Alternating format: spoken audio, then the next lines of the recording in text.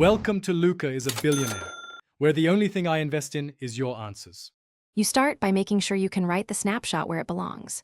Use sudo to check disk space with dfh and confirm you have root privileges.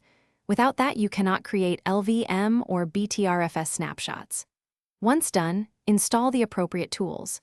LVM2 for LVM volumes, BTRFS brogs for BTRFS, or rsync for file-level snapshots. Then mount or bind the target directory so the snapshot has a stable destination. This prevents partial writes and makes the next steps reliable. You now run the core command to capture state. For LVM, run lvcreate with s to create a copy-on-write snapshot and size it for anticipated changes. This is fast and consistent. For BTRFS, use BTRFS subvolume snapshot for atomic snapshots. Read-only snapshots are safe for backups.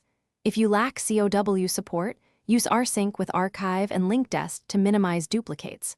While executing, monitor iostat and dmesc for I/O or file system warnings, so you can adjust snapshot size or timing. You finish by validating and preserving the snapshot. Mount the snapshot read-only and verify key files with SHA-256 sum or a recursive file list to ensure integrity. Once verified, send or copy it. Use BTRFS send for incremental transfers, DD for block-level exports, or rsync for file copies. If something goes wrong, check system logs, kernel messages, and ensure sufficient metadata and free space. If needed, remove or revert the snapshot and resize the origin. One key tip: lack of free space is the most common failure point.